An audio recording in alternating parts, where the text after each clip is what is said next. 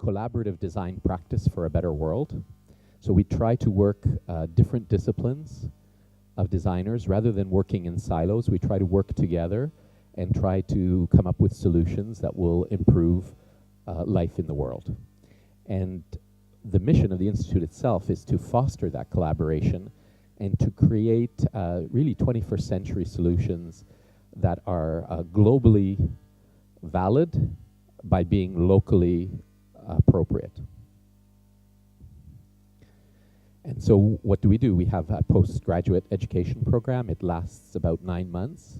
And people from all over the world come and they work, usually it's 9 to 10 students a year, and they work with 50 to 60 faculty. And they work on projects that are for real clients. And we involve other schools and other companies. And the key is that we work on projects where we communicate and co-create with the client. So we're not designing alone, we're designing as a team, and that team includes people who are designers of different capabilities and includes the client that's made up of people with different capabilities.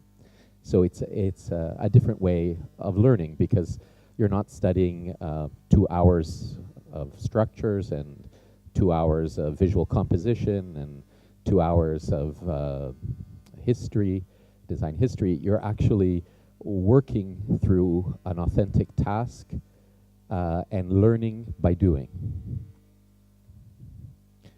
On top of that, we have a research division which takes on projects and elaborates them and does deeper study.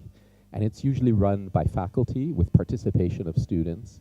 And we do very many interesting kind of deep research projects that we try to understand.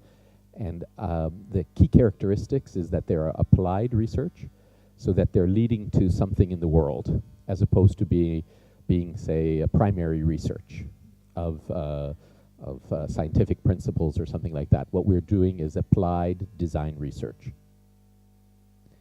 And we also have a commercial division, because as we do the research and we do the work with the students, we develop new ideas. And what we try to do is we try to actually give the students and the faculty and everyone skills to take those ideas out into the marketplace so that they can have impact and transform society. Many people think of changing the world, but the key gauge of changing the world is actually the market penetration.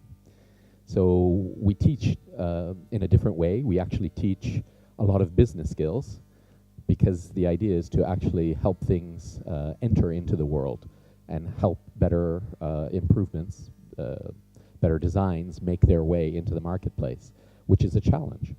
And at the same time, we have even started a practice, which is a dream that I always had from when I was in architecture school. I graduated from the University of Toronto in architecture.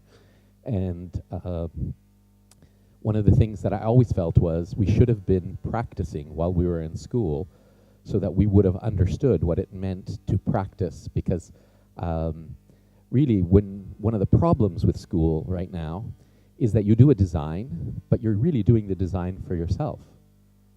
The interaction with the client doesn't happen, and therefore your design never enters the world for the world to teach you back about what's right or what's wrong with the design. So you can go through 5, 6, 7, 8 years of school, and you really have learned nothing, because really you only have learned how to express yourself. You haven't learned back what your expression means to the world.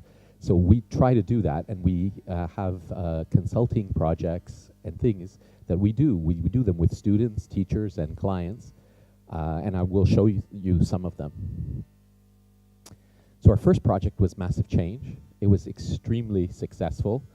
It led to the creation of the book, which was co-authored by one of the students, Jennifer Leonard, and an exhibition. And the Massive Change project was really a journalistic project to understand the state of design and the state of the world and design's impact on the world. And it was commissioned by the Vancouver Art Gallery. And it was very successful as a public exhibition to educate the public. It really communicated very strongly to the public. It was criticized in certain circles because it wasn't maybe synthetic enough or critical enough. But actually that was the underpinning, because at that time, Bruce and the students felt very strongly that what was happening in the world is we were being given a message by the media that nothing could change. In many subtle ways, everything was a problem, nothing could change, all your efforts could make no difference. But actually, if you investigated reality and you investigated people's lives have been improving. The change has been happening, and it's very positive. And I know this personally because I know my parents' life as immigrants from Italy to Canada. Their life in Italy was very difficult. And I know that in my own generation, I experienced a tremendous improvement in quality of life, in opportunity, and that is happening to many, many people in the world. And it doesn't happen by chance. It happens by design. And one of the slogans for Massive Change, which is a slogan that I came up with in 1997, was, it's not about the world of design, it's about the design of the world. And so we have to remember that the content of design is not design. The content of design is life.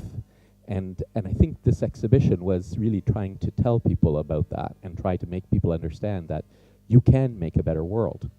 So one of the first projects that we did after the exhibition was this project which we did with school children. So we actually prepared school children to go see the exhibition, and we made a website called Massive Change in Action. And the whole idea was that they would go see the exhibition, they would learn about 3 Canadian examples of how a designer had changed the world in a positive way. So one was our Prime Minister, Lester Pearson, who invented peacekeeping. Up till then, there'd been wars. And in 1957, he decided, no, we don't need wars, we need peacekeeping to do the opposite of what wars do. And he changed this landscape of peace.